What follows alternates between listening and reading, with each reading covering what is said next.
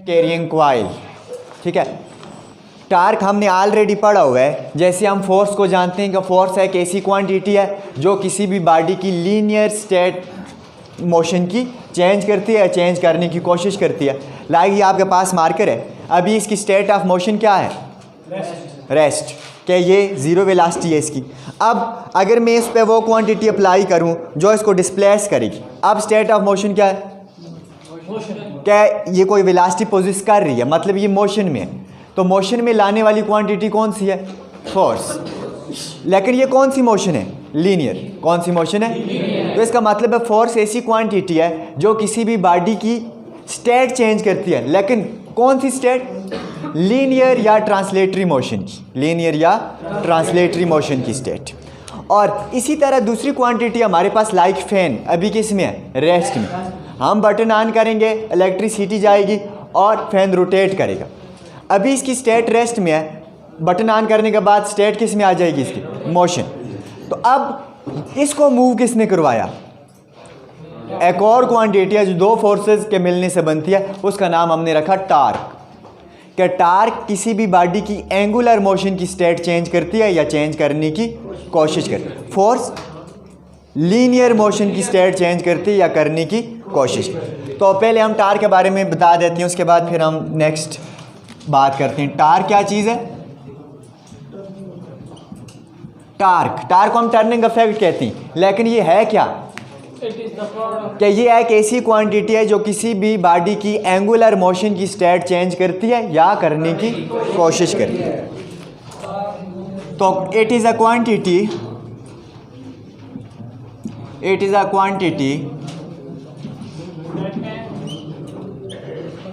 that change or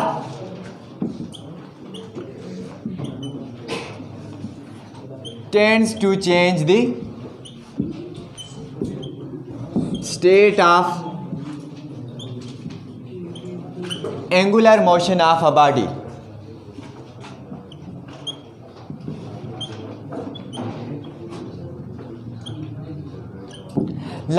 जो हमारे पास angular motion होती है जिसमें बॉडी डिस्प्लेस नहीं होती, जिसमें बॉडी डिस्प्लेस, लाइक फैन है, फैन अपनी जगह पे रोटेट कर रहा है, एक जगह से दूसरी जगह जा रहा है।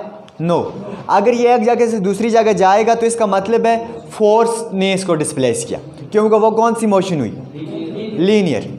बात समझ रहे? अगर मोशन लीनियर होगी तो कौन सी क्वांटिटी उस पर अप्लाई हो रही है? फोर्स। अगर मोशन एंगुलर हो रही है, लाइक रोटेशन हो रही है, जस्ट डिस्प्लेसमेंट नहीं हो रहा, ठीक है, लीनियर डिस्प्लेसमेंट नहीं आ रहा, तो इसका मतलब है टार्क। मोशन हमारे पास कितनी तरह की होती है? मोशन या तो बॉडी डिस्प्लेस हो सकती है किसी पॉइंट से दूसरे पॉइंट तक, या बॉडी एक ही पॉइंट पे रोटेट कर सकती है, दो ही तरह की है। अगर बॉडी डिस्प्लेस हो रही है तो इसका मतलब है उस पर जो लगने वाली क्वांटिटी है जिसने इसको डिस्प्लेस किया वो है फोर्स। अगर बॉडी जस्ट रोटेट कर रही है, लाइक फैन अपनी पोजीशन, फिक्स पोजीशन के अराउंड रोटेट कर, ठीक है, डिस्प्लेस नहीं हो रहा है एक जगह से दूसरी जगह, पोजीशन छोड़ नहीं रहा, उसी एक ही पॉइंट के अराउंड ये रोटेट कर रहे हैं, तो अब इसको रोटेट करने वाली क्वांटिटी कौन सी होगी? टार्क। क्लियर है?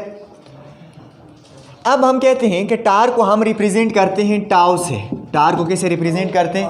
टाउ से। और ये हमेशा होता है किसके इक्वल है? ये बेसिक कंसेप्ट तो आपको पता है, हम बेसिक कंसेप्ट की तरफ नहीं जाएंगे क्योंकि हमारे टॉपिक में नहीं है। ऑलरेडी आपने फर्स्ट ईयर में इसके बारे में पढ़ा होगा या 10th में, कि टार्क दो फोर्सेस के मिलने से बनता है, बट वो दोनों फोर्सेस ऑपोजिट होनी चाहिए और सेम मैग्नीट्यूड की होनी चाहिए, बट किसी एक बॉडी के डिफरेंट पॉइंट्स पे एक्ट कर रही हूँ। बात समझ रहे हैं? लाइक ये मार्कर है, सपोज ये मेरे पास कोई बॉडी है, अब ये इसका सेंट्रल पॉइंट है, मैं कहता हूँ एक फोर्स इस पे यहाँ से अपवर्ड लग रही है और इतनी ही फोर्स यहाँ से डाउनवर्ड लग रही है। दो फोर्सेस लग रही हैं इस बॉडी पे, दोनों ऑपोजिट लग रही हैं और दोनों का पॉइंट ऑफ एप्लीकेशन क्या है? डिफरेंट है। सेम कहाँ है? एक इस पॉइंट पे लग रही है और एक इस पॉइंट पे। सेम होगा तो टार्क प्रोड्यूस नहीं होगा, डिफरेंट होना चाहिए। दो डिफरेंट पॉइंट पे एक्ट कर रही हूँ तो तब ये बॉडी को क्या करेंगी? रोटेट। ठीक है, बॉडी को आगे या इधर लेके नहीं आएंगी, ट्रांसलेट नहीं करेंगी, क्या करेंगी, रोटेट। अगर ये रोटेट करेंगी तो इसका मतलब है ये दोनों मिलके क्या बनते हैं, टार्क, क्योंकि रोटेट करने का काम कौन कर रहे हैं, टार्क। तो इसका मतलब है ये दो फोर्सेस टार्क बना रही, और इसकी हमने डेरिवेशन फर्स्ट ईयर में ऑलरेडी की हुई है। ये किसके इक्वल होता है, टार्क के। मैथमेटिकली ये हमेशा किसके इक्वल होता है,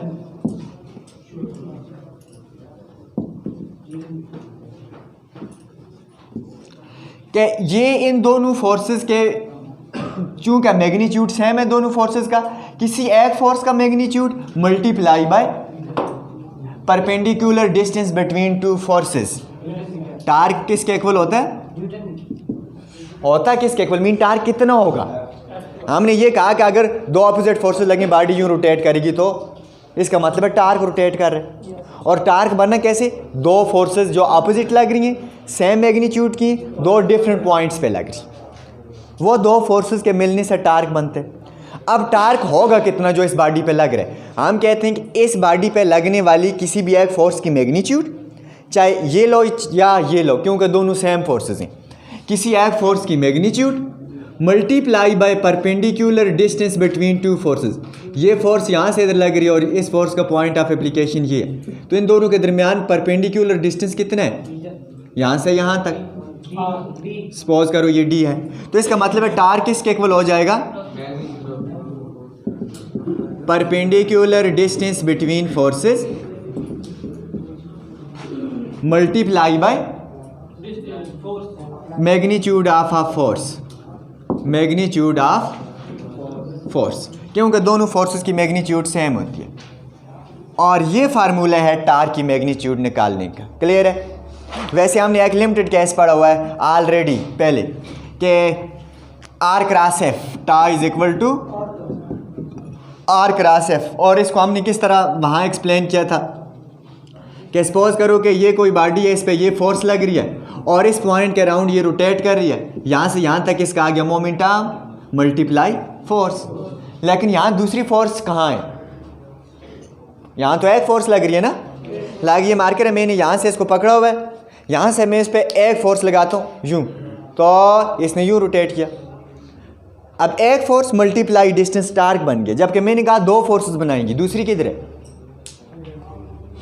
दूसरी ये है ना इस जिसे मैंने पकड़ा हुआ है यहाँ, ठीक है, इसी पॉइंट पे लग रही है। अगर यहाँ दूसरी फोर्स ना हो तो ये फोर्स लगाने से ये डिस्प्लेस भी हो, लेकिन यहाँ से दूसरी फोर्स है जो डाउनवर्ड लग रही है, जो इसको ऊपर नहीं जाने दे रही, तो इसका मतलब है दो फोर्सेस लग रही हैं, यहाँ भी एक फोर्स यहाँ लग रही और इन दोनों के दरमियान डिस्टेंस क्या है, आर, क्लियर है। और ओरिजिनल इसीलिए मैंने ये फार्मूला लिखा है। अब ये तो बेसिक कंसेप्ट है जो ऑलरेडी जिसके बारे में हम जानते हैं। आज हमने जो निकालना है torque on a current carrying coil, कि करंट कैरिंग कॉइल पे टार्क निकालना है। और जाहिर सी बात, अगर ये करंट कैरिंग कॉइल है तो इसके कॉइल के अराउंड क्या होगा, कौन सा फील्ड होगा, मैग्नेटिक फील्ड। अगर मैग्नेटिक फील्ड है तो किस फील्ड में इसको प्लेस करें तो टार्क प्रोड्यूस होगा, मैग्नेटिक फील्ड में। इसका मतलब है अगर करंट कैरिंग कॉइल को हम मैग्नेटिक फील्ड के अंदर प्लेस करें तब फोर्स लगेगी और टार्क प्रोड्यूस होगा। लेकिन करंट कैरिंग कॉइल को मैग्नेटिक फील्ड के अंदर कैसे प्लेस करें, ताकि जो करंट है या चार्जेस उसमें से कैसे मूव करें, पैरेलल टू मैग्नेटिक फील्ड या परपेंडिकुलर। फोर्स हमने ऑलरेडी पढ़ी हुई है कि फोर्स चार्ज पे तब भी लगती है जब वो परपेंडिकुलर मूव करे। तो यहाँ करंट कैरिंग कॉइल का मतलब समझ लो कि चार्जेस पे फोर्स लगेगी, क्योंकि कॉइल के अंदर से क्या जा रहे हैं, चार्जेस। फोर्स असल में मैग्नेटिक फोर्स चार्ज पे ही लगी, लेकिन चूंकि वो कॉइल की करैक्टरिस्टिक है इसलिए हमें कॉइल रोटेट होती हुई नजर आएगी। अब हमने कॉइल को इस तरह प्लेस करना है मैग्नेटिक फील्ड के अंदर ताकि चार्ज की मोशन और मैग्नेटिक फील्ड आपस में क्या हो, परपेंडिकुलर। तो यहाँ हम मैग्नेटिक फील्ड आप दोनों वे से प्रोड्यूस कर सकते हैं, वेदर इलेक्ट्रोमैग्नेट यूज़ करें या फिर परमानेंट मैग्नेट, दो ही तरीक़ों से कर सकते हैं, ठीक है, इलेक्ट्रोमैग्नेट या परमानेंट। सपोज करें कि मैं ये कोई मैग्नेट यूज़ कर लेता हूँ, या अगर आपने ये इलेक्ट्रोमैग्नेट यूज़ करना है तो इसके ऊपर क्या होगी, फिर इसके ऊपर आपने एक कॉइल इस तरह लगानी है और इस कॉइल में से क्या पास करवाने करंट। जब करंट पास करवाएंगे इस तरह तो मैग्नेटिक फील्ड प्रोड्यूस होगा। लेकिन अगर आपने ये परमानेंट मैग्नेट यूज़ करने हैं तो ये सपोज करो ये इसका क्या है, नॉर्थ पोल, और इसी तरह दूसरी साइड पे क्या हो जाएगा, साउथ पोल। और इसको भी आप इलेक्ट्रोमैग्नेट भी बना सकते हैं और परमानेंट मैग्नेट, जो मर्जी है यूज़ करें, हमें सिर्फ मैग्नेटिक फील्ड से ताल्लुक। अब मैं कहता हूँ ये हमारे पास नॉर्थ और साउथ पोल हैं और मैग्नेटिक फील्ड किधर होगा directed, magnetic field north to south directed होगा ना। ये आ गई मैग्नेटिक फील्ड की डायरेक्शन। अच्छा, अब ये मैग्नेटिक फील्ड की अगर डायरेक्शन है, इसके अंदर हमने कॉइल को प्लेस करना है। कॉइल को कैसे प्लेस करें, देखो मैग्नेटिक फील्ड ये जा रहा है तो कॉइल हमने ऐसे रखनी है, क्लियर है। कॉइल आप किसी भी शक्ल की बना सकते हैं, चाहे आप सर्कुलर कॉइल बनाएं, चाहे आप रेक्टेंगुलर बनाएं, चाहे आप स्क्वायर बनाएं, ठीक है। उसकी शेप पे सिर्फ फोर्स की स्ट्रेंथ डिपेंड करेगी कि फोर्स किस पे ज़्यादा लगेगी किस पे कम, लेकिन लगेगी ज़रूर। टार्क सब कॉइल्स में प्रोड्यूस होगा, बेशक वो सर्कुलर है तब भी घूमेगी, वो रेक्टेंगल है तब भी घूमेगी, वो स्क्वायर है तब भी घूमेगी। लेकिन चूंकि आपकी बुक में जो केस दिया हुआ है वो केस है रेक्टेंगुलर कॉइल, बातें ना करें, वो केस क्या है, रेक्टेंगुलर कॉइल। तो यहाँ हम रेक्टेंगुलर कॉइल इसमें प्लेस कर देते हैं। अब रेक्टेंगुलर कॉइल अभी मैं इस तरह प्लेस करता हूँ कि कॉइल का प्लेन और मैग्नेटिक फील्ड दोनों सेम डायरेक्शन। प्लेन समझते हैं ना, सरफेस एरिया। प्लेन का क्या मतलब है, अब मैग्नेटिक फील्ड इस तरह है ना, तो इसका प्लेन अगर मैं इस तरह रखूं, मैग्नेटिक फील्ड और प्लेन क्या है, दोनों सेम है, सेम डायरेक्शन में। तो तब ये केस में डिस्कस करता हूँ और उसके बाद ये सिंप्लीफाइड केस है, ठीक है। उसके बाद किसी एंगल पे भी डिस्कस कर लेते हैं कि अगर प्लेन मतलब पैरेलल ना हो, किसी ख़ास एंगल पे हो, तो तब क्या होगा, क्लियर है। तो सबसे पहले कौन सी कंडीशन लेते हैं कि plane is held parallel to the magnetic field lines. Plane की बात हो रही है, वेक्टर एरिया की बात नहीं हो रही। अगर मैं कहूँ कि वेक्टर एरिया भी कैसे है, तो कैसे है, perpendicular to the magnetic field, लेकिन प्लेन कैसा है, पैरेलल। तो ये दोनों में डिफरेंस है। अब मैं यहाँ प्लेस कर लेता हूँ कॉइल को, coil in the form of rectangle में यहाँ प्लेस करता हूँ। ये हमारे पास आ गई कॉइल और इसको हमने पीछे इलेक्ट्रिसिटी के सोर्स से कनेक्ट किया हुआ है, क्लियर है ना। सपोज करो इसमें से करंट जा रहा है जी, ये करंट गया और यहाँ से अपवर्ड और यहाँ से डाउनवर्ड, और ये आप करंट की कोई भी डायरेक्शन दे सकते हैं रिगार्डलेस क्या आप क्लॉकवाइज देते हैं या एंटी क्लॉकवाइज देते हैं। सिर्फ आपको कैलकुलेट करना आना चाहिए कि क्लॉकवाइज देंगे तो टार्क किधर लगेगा, एंटी क्लॉकवाइज देंगे तो टार्क किधर एक्ट करेगा, ठीक है। ये मैटर नहीं करता कि आप डायरेक्शन कौन सी देती। मैंने अभी कौन सी डायरेक्शन दी है करंट को, एंटी क्लॉकवाइज। अब एंटी क्लॉकवाइज डायरेक्शन दे दिए, मैग्नेटिक फील्ड किधर है, लेफ्ट टू राइट। अब देखो इस पूरी कॉइल के हमारे पास कितने पैचेस बन रहे हैं, कोई नाम दे देती, like P Q R S. तो कितने पैचेस बन गए, पी से क्यू, क्यू से एस, एस से आर, आर से पी, ऐसा ही है ना। तो हर पैच पे हम फोर्स निकालते हैं, क्यों, क्योंकि अगर इधर से करंट जा रहा है तो इधर भी फोर्स लगेगी, फिर इधर से करंट जा रहा है तो इधर भी फोर्स लगेगी, अब इधर से करंट जा रहा है तो यहाँ भी फोर्स लगेगी और यहाँ भी। तो सब पे पहले लादे से क्या निकाल लेती, फोर्सेस। हमें पता है कौन सी फोर्सेस टार्क बनाएंगी, दो फोर्सेस जो डिफरेंट पॉइंट्स पे लग रही हूँ, इक्वल मैग्नीट्यूड की हूँ, ऑपोजिट डायरेक्शन में, क्लियर, वो टार्क बनाएगी जो इनको रोटेट, बॉडी को रोटेट करवाए, ना कि डिस्प्लेस। तो हम निकाल लेते हैं, फिर पता चल जाएगा कि टार्क कैसे प्रोड्यूस हो रहे हैं। तो सबसे पहले हम कहाँ से स्टार्ट करें, पी क्यू से स्टार्ट, या करंट की डायरेक्शन ही में देखते हैं, आर एस से स्टार्ट करते हैं, आर से एस, एस से क्यू, क्यू से पी, पी से आर, तो आर एस। तो यहाँ मैं लिखता हूँ कि when a magnetic when a coil, current carrying coil is placed in magnetic field in such a way that its surface area or its plane is parallel to the magnetic field, then we can calculate torque by calculating the force on each segment of this coil. ठीक है, पहले हम हर segment पे क्या calculate करेंगे, force, फिर हमें पता चलेगा टार्क कहाँ बन रहा है। तो पहले मैं कौन सी फोर्स कैलकुलेट करता हूँ, first we are going to calculate the force experience by segment that is R S segment of the coil. अब आर एस सेगमेंट में शॉर्टकट लिख लेता हूँ कि force experience by R S segment will be equal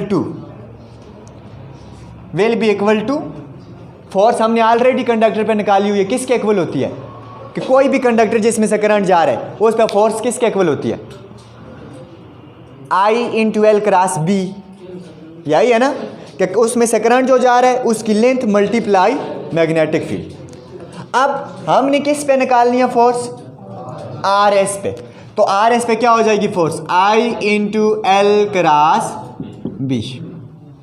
clear, L की जगह यहाँ length इसकी कितनी है, आर एस, तो इसको कोई भी आप लेंथ कह दो, एल प्राइम कह दो, क्या इसकी लेंथ कितनी है, एल प्राइम, मतलब ये इसकी विड्थ है और ये इसकी क्या है, यहाँ से यहाँ तक या यहाँ से यहाँ तक, ये इसको एल कह दो और ये यहाँ से यहाँ तक इसको विड्थ कह दो, दैट इज एल प्राइम। बात समझ रहे ना। अब चूंकि ये रेक्टेंगल है तो इसकी ये साइड और ये साइड बराबर होंगी, और ये साइड और ये साइड, अगर ये विड्थ एल प्राइम है तो ये भी क्या होगी, अगर ये एल है तो ये भी क्या होगी, एल। अब यहां देखो आप कि मैग्नेटिक फील्ड किधर जा रहा है,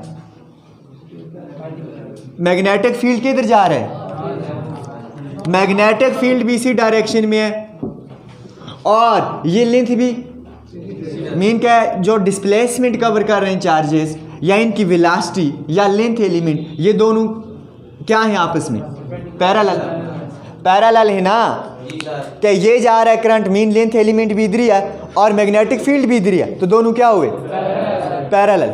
अगर पैरेलल है तो एंगल कितना बनेगा, तो एंगल अगर जीरो बनेगा तो एल क्रॉस बी क्या हो जाएगा, zero, L cross B, L B sine theta, I into L B sine of theta, तो साइन थीटा हमारे पास क्या आएगा, जीरो, तो ये हो जाएगा zero, since theta is equal to 0 degree. Parallel force नहीं लगेगी, ये तो आपने ऑलरेडी पढ़ा हुआ, क्यों नहीं लगेगी, आपको फिजिक्स इसकी पता है। अच्छा, अब हम निकालते हैं force experience by S Q, main का force experience by S Q segment. अब ये आप देख ही क्या मुझे बता सकते हैं कि क्या इस पर फोर्स लगेगी या नहीं लगेगी, चार्जेस जा रही हैं ऊपर, फील्ड उधर है, दोनों आपस में क्या है, लेंथ एलिमेंट इधर है, चार्ज मीन ऊपर जा रहे हैं, फील्ड ये है, ये परपेंडिकुलर, फोर्स तो लगेगी। और ये फोर्स किसके इक्वल हो जाएगी, अगर कॉइल में से करंट आ ही जा रहा है, I into L cross B,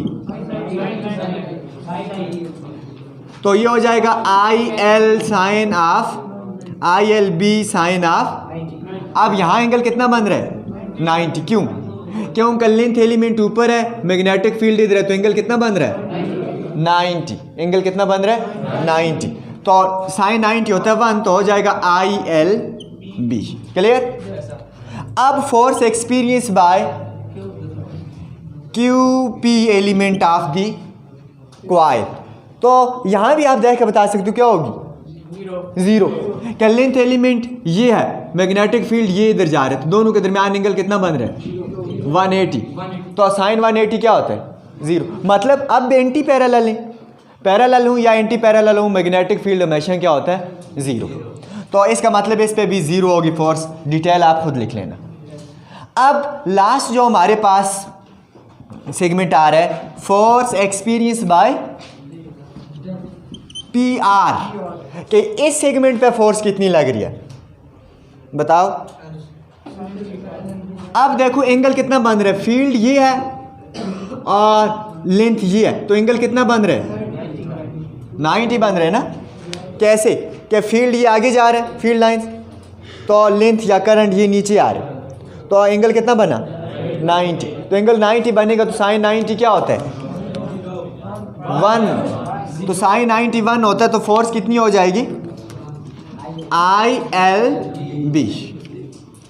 अब दो फोर्सेस यहाँ लग रही हैं, दो टॉप और बॉटम साइड पे फोर्स लग रही है 0 इस कंडीशन में। क्यों? क्यों का पैरेलल दोनों जो साइड हैं इसकी रेक्टेंगल की ये फोर्स एक्सपीरियंस कर रही हैं और दोनों पे फोर्स इक्वल लग रही है ILB और यहाँ भी ILB।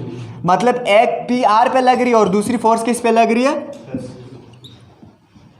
SQ साइड पे लग रही है और ये भी कितनी है ILB। दोनों फोर्सेस बराबर तो हैं। पहली कंडीशन सेटिस्फाई, दो फोर्सेस मिलकर बनाएंगी टार्क और दोनों की मैग्नीट्यूड का बराबर होना जरूरी है, होगी ना। दूसरी कंडीशन क्या है कि दोनों का ऑपोजिट होना जरूरी है। देख लेते ऑपोजिट है या नहीं है। डायरेक्शन निकालो, डायरेक्शन होती है L क्रॉस B। पहले इस QS की डायरेक्शन निकालो। यहाँ लेंथ किधर है ऊपर, फील्ड किधर है आगे, तो ये आ गया L, ये आ गया B। L क्रॉस B करो ना, L को B की तरफ रोटेट करो, L क्रॉस B, फोर्स किधर लगेगी इनवर्ड L क्रॉस B। तो इसका मतलब है यहाँ इस सेगमेंट पे जो फोर्स लग रही है वो किधर लग रही है इनवर्ड। अब इस पे निकालो, यहाँ फील्ड आगे है, लेंथ एलिमेंट किधर है नीचे, लेंथ नीचे है ना क्योंकि चार्जेस इधर आ रहे, डिस्प्लेसमेंट इधर कवर हो रहे।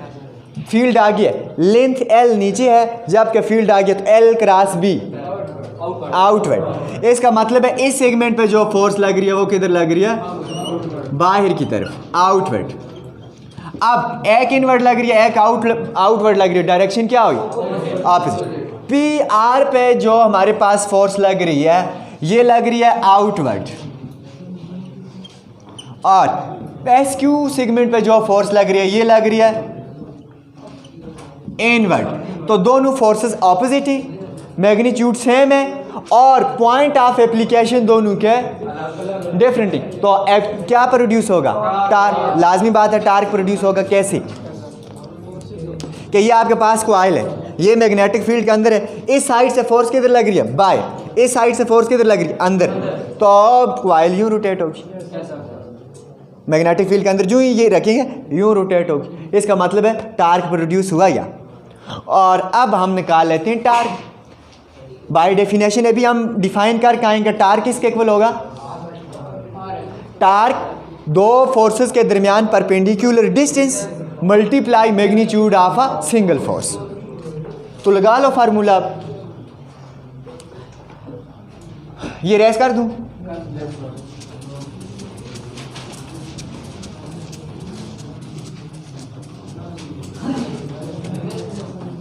अब इस पे देखते हैं कि ये कैसे घूमेगी। पहली बात तो ये घूमेगी कैसे, क्लॉकवाइज या एंटी क्लॉकवाइज।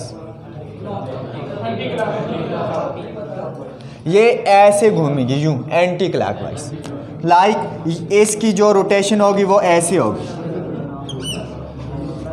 क्लियर है। अब हम इस पे निकालते हैं torque. Torque experience by current carrying coil will be equal to, किसके इक्वल होगी, perpendicular distance between forces multiply by magnitude of force. अब बताओ परपेंडिकुलर डिस्टेंस किसके इक्वल है दोनों के दरमियान। एक फोर्स ये लग रही है, एक फोर्स ये लग रही है, दोनों के दरमियान डिस्टेंस कितना है। देखो एक फोर्स ये लग रही है, एक फोर्स ये दोनों साइड पे लगी, यूं कॉइल ने रोटेट कर। इस कंडीशन में लाइक एक फोर्स इधर से अंदर लग रही है, दूसरी फोर्स इधर से बाहर लग रही है, दोनों के दरमियान डिस्टेंस कितने है, डिस्टेंस दो फोर्सेस के दरमियान परपेंडिकुलर डिस्टेंस कितने है, फासला यहाँ से यहाँ तक जितनी इसकी विड्थ है इतना ही है ना, कि दो साइड पे लग रही है तो डिस्टेंस कितना हुआ जितनी इसकी विड्थ है। तो इसका मतलब है विड्थ जितना डिस्टेंस हुआ। अगर मैं विड्थ को कह दूं L प्राइम है या somehow according to your book ये A है, कितना है ये डिस्टेंस A है, तो इसका मतलब है यहाँ से यहाँ तक परपेंडिकुलर डिस्टेंस कितना हुआ A। तो मैं लिखूँगा A multiply magnitude of a force, force की मैग्नीट्यूड कितनी है अभी हमने निकाली है, A multiply I L B, तो टार क्या हो जाएगा, अब I L into A cross B क्या होगा, ये वेक्टर फॉर्म इसके आगे। अब I L into A cross B, A cross B क्या होता है, A B sine of theta. A क्या चीज है यहां, दो फोर्सेस के दरमियान परपेंडिकुलर डिस्टेंस, क्लियर। अब बताओ कि इस केस में जो डिस्टेंस है वो और मैग्नेटिक फील्ड,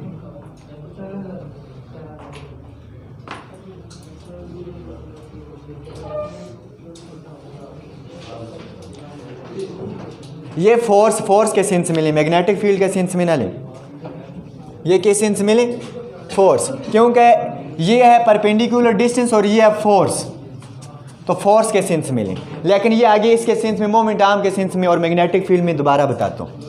अब देखो ये फोर्स है, ये क्या है, मोमेंट आर्म का मतलब परपेंडिकुलर डिस्टेंस, फोर्स किधर लग रही है, तो ये क्या आ गया, डिस्टेंस, दोनों के दरमियान एंगल कितना बन रहा है, फोर्स लग रही है ये और डिस्टेंस ये 90, तो यहाँ क्रॉस प्रोडक्ट खत्म हो जाएगा, साइन जो आएगा वो 1 हो जाएगा, तो टार्क हमारे पास क्या बन जाएगा, टार्क की magnitude A I L B. अब ए आई एल बी इसको हम ऐसे भी लिख सकते हैं आई एल ए बी, लेकिन इसमें एक चीज़ देखने वाली है, एल इंटू ए, ये क्या चीज़ है, हाँ, और ये क्या है, लेंथ, ये क्या है, विड्थ, लेंथ मल्टीप्लाई विड्थ क्या होता है, एरिया, तो इसका मतलब है टार्क किसके इक्वल हो गया, आई ए बी। अब अगर ये तो कॉइल का एक ही टर्न है ना, एक टर्न है तो इतना टार्क, अगर एन टर्न हूं तो तब for N turns, N turns के लिए क्या हो जाएगा, एन आई ए बी, ये आ गया टार्क। लेकिन एक बात, ये तो अगर हम प्लेन में रखें तो तब टार्क ये आएगा मैक्सिमम, लेकिन अगर डायरेक्ट प्लेन में ना हो, ये कॉइल ऐसे ना हो, कॉइल किसी की एंगल पे हो, तो तब क्या केस बनेगा, तब आप इस टार्क को दो तरीकों से आप बयान कर सकते हो। किस किस फॉर्म में, एक तो परपेंडिकुलर डिस्टेंस की ही फॉर्म में एक्सप्लेन कर सकते हो किसी स्पेशल एंगल पे, दूसरा वेक्टर एरिया की फॉर्म में एक्सप्लेन कर सकते हो। लेकिन जो मोस्ट एथेंटिक समझी जाता है टार्क का लास्ट रिलेशन, ये एरिया की फॉर्म में समझे जाते हैं कि अब एरिया, वेक्टर एरिया किधर, अब किधर है, कब ज़ीरो होगा कब ज़ीरो नहीं होगा, ठीक है। तो चूँकि आपकी बुक में उन्होंने परपेंडिकुलर डिस्टेंस की फॉर्म में दिया हुआ है, पहले मैं वो बताता हूँ, फिर मैं वेक्टर एरिया की फॉर्म में बताता हूँ, ठीक है। यहाँ तक क्लियर है सबको। अब हम नेक्स्ट केस ले लेते हैं कि if coil is held in magnetic field at any angle theta, बात समझ रहे हो ना, कि प्लेन के पैरेलल ना रखो, 0 डिग्री पे ना रखो, किसी एंगल थीटा पे रखो, तब क्या होगा। तो मैं आपको ये चीज़ पहले इसको समझो, ये थोड़ा सा क्रिटिकल है यहाँ से समझना। सपोज करो पहले मैंने क्या कहा कि ये है जी कॉइल और यहाँ ही मैग्नेटिक फील्ड, दोनों क्या एंगल पैरेलल, दोनों आपस में पैरेलल हैं। लेकिन अब फोर्स जो लगेगी, फोर्स और परपेंडिकुलर डिस्टेंस में एंगल कितना बन रहा है, 90। तो फिर अगर 90 बन रहा है तो हमारे पास परपेंडिकुलर डिस्टेंस आ रहा है ए, फोर्स आ रही है एफ साइन 90 ए एफ, तो एफ की जगह आई एल बी आ गया, तो A F A I L B क्या आ गया, टार्क। लेकिन अगर कॉइल को मैं थोड़ा सा यूँ रोटेट करूँ, कॉइल अब ऐसी है, एक फोर्स लग रही है यहाँ से इधर, दूसरी फोर्स लग रही है यहाँ से इधर, अब इन दोनों के दरमियान ये वाला परपेंडिकुलर डिस्टेंस होगा या ये दूसरी वाला होगा ना। देखो पहले कॉइल ये है, फोर्स लग रही है ये और दूसरी फोर्स लग रही है ये, तो फिर तब तो यही है डिस्टेंस परपेंडिकुलर मान लेते हैं। लेकिन अगर मैं इतनी एंगल पे इसको रोटेट कर लूँ, अब एक फोर्स लग रही है अकॉर्डिंग टू यूर केस, इधर से बाहर और इधर से अंदर, इसका आ गया ये लाइन ऑफ एप्लीकेशन और इसकी ये, अब परपेंडिकुलर डिस्टेंस ये होगा या ये होगा, आगे वाला होगा ना स्ट्रेट लाइन। तो इस केस में फिर ए क्या हो जाएगा, ए ये है, एक्चुअल में। अब ओरिजिनल लाइन के साथ एंगल बना थीटा, तो इसका प्रोजेक्शन इस लाइन पर क्या हो जाएगा, ए कास थीटा हो जाएगा। क्या हो जाएगा, ए कास। अब ए कास थीटा और फोर्स परपेंडिकुलर होंगे, बात समझ रहे हैं ना। तो मैं अब आपको ये चीज़ थोड़ी सी बताता हूँ, सिर्फ टॉप व्यू इसको देखो। टॉप व्यू कैसे नजर आएगा कि इधर से फोर्स किधर लग रही है, एक बाहर, इधर से फोर्स समझ लो ये लग रही है। अगर मैं इसको टॉप व्यू यूं करके दिखाऊं आपको, बोर्ड पे क्या लग रही है, इधर से फोर्स बाहर। अगर मैं कॉइल को यूं रखूं, सिर्फ टॉप व्यू देखो, तो इधर से फोर्स किधर लगी, नीचे, इधर से फोर्स किधर लगेगी। अब अगर ये इस तरह कॉइल रखी हुई है तो फोर्स और परपेंडिकुलर डिस्टेंस के दरमियान एंगल कितने, 9। लेकिन अब मैं थोड़ा सा यूं रोटेट कर दूं, अब एंगल कोई थीटा बन गया ना। तो अब ये वाला परपेंडिकुलर डिस्टेंस नहीं होगा बल्कि ये वाला होगा। तो ये अगर ए है तो ये क्या होगा, ए कास थीटा। तो ये टॉप व्यू में यहाँ बना लेता हूँ कि इधर से ये टॉप व्यू आ गया, इसका टॉप व्यू। इस साइड से फोर्स किधर लग रही है, ये, और इस साइड से फोर्स किधर लग रही है, ये। अगर ये पैरेलल इसी तरह प्लेस की हुई है तब तो ये डिस्टेंस आएगा ए, और ए और एफ के दरमियान एंगल आ गया 90, तो ए एफ साइन 91, तो एफ। लेकिन अगर मैं अब इसको ओरिजिनल फील्ड ये है, अब मैं इसको प्लेस करता हूँ इस कॉइल को यूं, अब इधर से फोर्स किधर लग रही है और इधर से फोर्स किधर लग रही है, ये लग रही है फोर्स और ये फोर्स। अब डिस्टेंस परपेंडिकुलर कौन सा होगा, देखो इसका लाइन ऑफ एप्लीकेशन ये जा रहा है, इसकी लाइन ऑफ एप्लीकेशन ये जा रही है। तो अब परपेंडिकुलर डिस्टेंस कौन सा होगा, ये वाला होगा ना। अगर ये ओरिजिनल कॉइल कितनी एंगल तक रोटेट हुई, मैं कहता हूँ थीटा, कितने एंगल तक रोटेट हुई। अगर ये और यहाँ से यहाँ तक क्या है, इसकी विड्थ है ए, इसकी प्रोजेक्शन इस लाइन पे क्या आ जाएगी, ए काज ऑफ थीटा। अब ए काज थीटा और फोर्स आपस में क्या है, क्योंकि ये जा रही है फोर्स की लाइन ऑफ एप्लीकेशन, तो इसका मतलब परपेंडिकुलर डिस्टेंस अब क्या कौन सा होगा, ये वाला। दो फोर्सेस के दरमियान परपेंडिकुलर डिस्टेंस कौन सा अब आ गया। अब टार्क क्या बन जाएगा, टार्क होगा परपेंडिकुलर डिस्टेंस ए काज थीटा इनटू फोर्स। अब ए काज थीटा और फोर्स के दरमियान तो वैसे भी 90 है, साइन 1 हो जाएगा, तो टार्क फिर क्या हो जाएगा, A F cos of theta, तो A into I L B cos of theta. A और एल क्या होती है, लेंथ क्रॉस विड्थ एरिया, तो फॉर एन टर्म्स क्या हो जाएगा, एन आई इंटू इन दो की जगह एरिया और बी काज ऑफ थीटा। अब ऐसे भी आप इसको एक्सप्लेन कर सकते हो टार्क को टॉप व्यू के, मतलब परपेंडिकुलर डिस्टेंस की बेस पे, कि जब परपेंडिकुलर डिस्टेंस मैग्नेटिक फील्ड के पैरेलल होगा, थीटा कितना होगा, 0, वैल्यू आएगी मैक्सिमम, तो हम कहेंगे टार्क होगा मैक्सिमम, कितना होगा, एन आई ए बी। लेकिन जब जो ही कॉइल रोटेट करते करते करते करेगी तो टार्क कम होगा, टार्क क्या होना स्टार्ट होगा, और जो ही यहाँ पहुँचेगी, अब ये परपेंडिकुलर डिस्टेंस और मैग्नेटिक फील्ड क्या हो गए आपस में, मैग्नेटिक फील्ड ये जा रहा है, परपेंडिकुलर डिस्टेंस ये, तो कितना हो गया 90। तो अब काज थीटा काज 90 0, तो टार क्या हो जाएगा 0। अब दोबारा जो ही कॉइल रोटेट करेगी तो ज़्यादा होते होते इस कंडीशन में अगेन टार क्या आ जाएगा मैक्सिमम, क्यों, क्योंकि थीटा अब दोबारा क्या हो गया पैरेलल। ये पॉइंट ऑफ व्यू आपकी बुक के अकॉर्डिंग है, ओरिजिनल में क्या है वो मैं अभी बताता हूँ एरिया के लिहाज से। यहाँ तक हो गया, यहाँ तक आपकी बुक में है, यहाँ तक आपकी बुक में। अब वैसे तो हम जब टार्क पढ़ते हैं किसी भी डाईपोल मतलब पोल जो जिसके होते हैं, चाहे इलेक्ट्रिक फील्ड के अंदर हो या मैग्नेटिक, इलेक्ट्रिक फील्ड के अंदर जो टार्क प्रोड्यूस होता है वो किसके इक्वल होता है, electric dipole moment cross electric field. Magnetic field के अंदर क्या होगा, magnetic dipole moment cross magnetic field. और मैग्नेटिक डाईपोल मोमेंट क्या होती है, किसके इक्वल होती है, कि स्पेशल जो एरिया है कॉइल का उसका करंट और वो एरिया जिसके साथ वो करंट लिंक्ड है, दोनों का मल्टीप्लिकेशन जितनी होती है।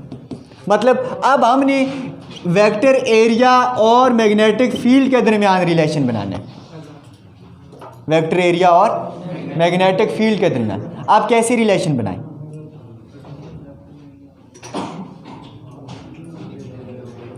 वेक्टर एरिया और मैग्नेटिक फील्ड के दरमियान आप कैसे रिलेशन बनाएं? ये हमारे पास एंगल आ गया थीटा। अगर ये थीटा है, ये क्या है? थीटा। थीटा के आगे कौन, जो मतलब थीटा के सामने वाली जो लाइन होती है वो कौन सी होती है?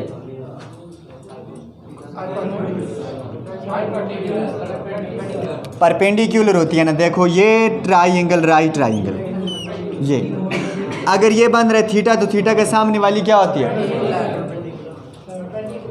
परपेंडिकुलर होती है ना। अगर इसकी कोई वैल्यू है हमारे पास, सपोज करें ये हमारे पास थीटा है और ये है हाइपोटेन्यूज, ये है बेस और ये है परपेंडिकुलर, ठीक है। अब यहाँ से आप साइन थीटा की वैल्यू निकालें, किसके इक्वल आएगी? साइन थीटा की वैल्यू निकालें। हमने परपेंडिकुलर डिस्टेंस निकालना है। फोर्स है किधर लग रही है? यहाँ से बाहर, इस साइड से बाहर लग रही है ना, और इस साइड से अंदर, मतलब यहाँ से बाहर लग रही है और यहाँ से अंदर। अब इन दोनों के दरमियान हमने परपेंडिकुलर डिस्टेंस ये वाला निकालना है। ये परपेंडिकुलर डिस्टेंस यही होगा ना, इसका लाइन ऑफ एप्लीकेशन और इसके लाइन ऑफ एप्लीकेशन दोनों देख के परपेंडिकुलर डिस्टेंस क्या बन रहा है? ये। अब ये एंगल बन गया थीटा। थीटा के सामने क्या बनेगा? थीटा के सामने ये वाली साइड कौन सी होगी? परपेंडिकुलर। तो ये निकालो किसके इक्वल होगी? परपेंडिकुलर अब निकालो ना। ये हमें पता है ए है, यहाँ से यहाँ तक विड्थ है ना, ये ए है, तो ये परपेंडिकुलर किसके इक्वल आएगी? ए साइन थीटा। ये किसके इक्वल आएगी? ए साइन थीटा। अब आप यहाँ इसमें पुट कर सकते हो कि टार किसके इक्वल आ जाएगा? Net N. अगर यहाँ लेंथ और विड्थ करें, और विड्थ अब क्या आ रहा है? A sine theta. ये एरिया किसके इक्वल है असल में? N I A L B, ऐसा ही है ना। अब ए क्या आ रहा है हमारे पास? A sine theta. N I L A B साथ क्या आएगा? साइन। और इसको हम क्या लिख सकते हैं? एन आई एल ए क्या है? Area B into sine of theta. तो टार क्या आ जाएगा? A B sine theta. ये कौन सा प्रोडक्ट है? क्रॉस। तो हो जाएगा N I into A cross B. अब आप इसको एरिया की फॉर्म में कैसे बता सकते हैं कि एरिया और मैग्नेटिक फील्ड जब परपेंडिकुलर होंगे तो मैक्सिमम, जब पैरेलल होंगे तो ज़ीरो, बाकी एंगल डिटरमिन करेगा मैग्नेटिक फील्ड कितने। जैसे ये है एरिया, वेक्टर एरिया की बात हो रही है कि वेक्टर एरिया भी क्या है? ये फील्ड लाइन ये परपेंडिकुलर, तो टार क्या होगा? जब वेक्टर एरिया ऐसा हो जाए, मैग्नेटिक फील्ड भी ऐसी, तो टार क्या होगा? ज़ीरो। तो किसी भी एंगल पे फिर क्या होगा? वो डिटरमिन करेगा साइन थीटा। क्लियर? लेकिन अगर इसको थोड़ा सा और अगर आप इसको सॉल्व करें, एन आई ए क्या होता है? Number of turns multiply I total current. Total current with total area क्या होता है? Magnetic dipole moment. क्या होता है? तो फिर हम टार को लिख सकते हैं magnetic dipole moment cross B. लेकिन ये आपकी बुक में नहीं है, इसको रहने दो।